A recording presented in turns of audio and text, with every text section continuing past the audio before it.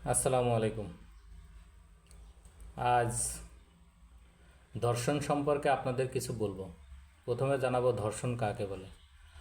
ধর্ষণ হচ্ছে কর্তা বা কর্ত্রীর ইচ্ছার বিরুদ্ধে তার সঙ্গে যৌন সম্পর্ক স্থাপন করা বা মিলন করা হলে তাকে ধর্ষণ বলে। ধর্ষণ বাংলাদেশ দণ্ডবিধি ৩৭৫-৭৬ ধারায় ধর্ষণের শাস্তি মৃত্যুদণ্ড বা আজীবন কারাদণ্ড। শুধুমাত্র ধর্ষণ যে নারী হচ্ছে তা নয়, নারীর সাথে পুরুষ এবং শিশুরাও ধর্ষিত হচ্ছে। বাংলাদেশে গড়ে প্রতিদিন 10 থেকে 15 জন বা 10 থেকে 30 জন গড়ে ধর্ষিত হয়। ধর্ষণের বেশিরভাগ শিকার হয় পরিচিত নিকটাত্মীয় স্বজন ও পরিচিত লোকের মাধ্যমে। এখন আসি ধর্ষণে ইসলাম কি বলে। ইসলাম ধর্ষণকে হারাম করেছেন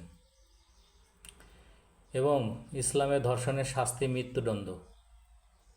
যদি বিবাহিত পুরুষ বা নারী হয় তাকে পাথর নিক্ষেপ করে মৃত্যুদণ্ড দিতে হবে। শরিয়ত অনুযায়ী যদি কোনো এলাকায় ধর্ষিত বা ধর্ষণ হয়, ওই এলাকার বা ওই জনগোষ্ঠী পুরো সমাজটাই দায়ী ধর্ষণের জন্য। বাংলাদেশে 2016 থেকে 2020 সালে আপনার টোটাল 26,000, এই 5 বছরে 26,695 জন, গড়ে বলছি, আরও কম বেশি হতে পারে, ধর্ষিত হয়েছে। এখন আসি ধর্ষণ শুধু যে মানে কর্তার ইচ্ছা বা কর্ত্রীর অনিচ্ছায় ধর্ষিত হচ্ছে তা নয়, ইচ্ছাকৃতভাবেও ধর্ষিত হচ্ছে। যেমন এখনকার বেশিরভাগ নারীরা বা পুরুষরা বয়ফ্রেন্ড, গার্লফ্রেন্ড, বিভিন্ন ক্লোজ ফ্রেন্ডের মাধ্যমে বিভিন্ন জায়গায় যে লিভ টুগেদার করে থাকে, সেটা ধর্ষণের আওতায় পড়ে।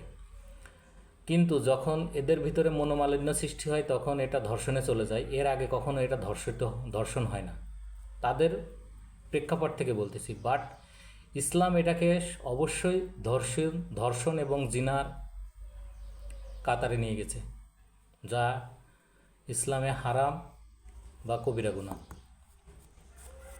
তো আমরা ইসলাম সম্পর্কে আরও গভীরভাবে জানব, শিখব এবং ইসলাম মেনে চলার চেষ্টা করব। যদি ভিডিওটি ভালো লেগে থাকে, শেয়ার, লাইক, কমেন্টস এবং সাবস্ক্রাইবিং করবেন। ধন্যবাদ।